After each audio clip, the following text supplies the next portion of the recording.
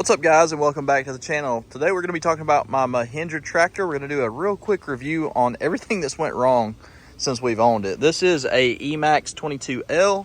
It is accompanied by the 25L front end loader, as you can see right there, maybe behind the hydraulic lines. Overall, it's a pretty decent tractor, but I have had some issues, and I think that it's some that a lot of you should be aware of if you're considering buying one of these. None of them have been related to the motor. The motor seems to be very strong. And Mahindra is kind of known for having a reliable motor. And these things have a tip-top warranty on them, so some of this stuff was covered under warranty, some of it wasn't. So let's go ahead and get started. Right off the gate, one of the easier things to fix that's still irritating is right here. If you'll notice, the steering wheel is cracked.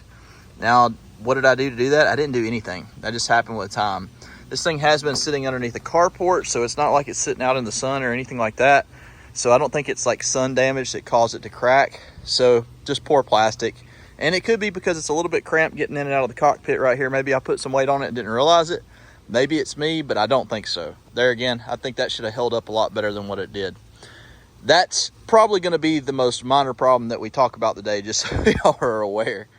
One of the major problems that was covered underneath the warranty, thankfully, was the gas tank. I was driving this thing one day, and then just randomly I looked down and there's just diesel fuel just pouring out of the bottom of the tractor. And I'm like, man, what is going on? Well, after I did a little bit of climbing around inside of the engine compartment and looking around, the tank had just cracked. There again, I think it was poor plastic on the gas tank.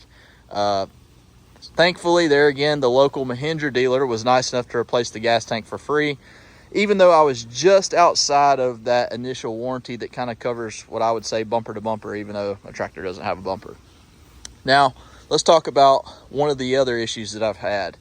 Right back here, and this is going to be probably the most frustrating one, is in the axles. And apparently this is pretty common on these tractors, and I didn't realize it. I got a limb stuck right in the way. Right down here where your box blade attachment is, it comes down and it bolts right here, and this is your axle. So you got to think all the pressure from your box blade as you're dragging dirt is kind of being distributed on 3 different points right there.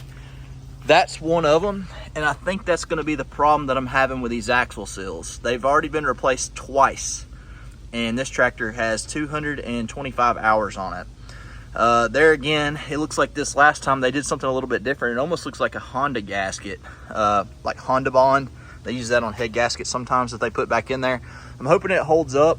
However, what I have started doing is about every 10 hours, I come down here with a ratchet and a socket, and I check and make sure these things are snug like they're supposed to be, because they do work loose. There again, I think it's just a poor design on Mahindra's part. And Kubota and everybody else, Yanmar, they may be designed the same. On this side over here, I have to do the same, have to check. But for some reason, the main issue I'm having is with the right side. Now, one of the other problems that I've had is the front axle. Go figure, right? Right here, the gasket started leaking. Had to fix that right out of the gate too. So, you know, like I said, 200 hours on the tractor. I don't think I should be having axle problems. I don't think I should have had a gas tank that cracked. I don't think that the steering wheel should have went. I know that this is a lot of negative to take in. I still like the tractor. However, I have had those issues, and I think that you need to be aware if you're looking at buying an Emax.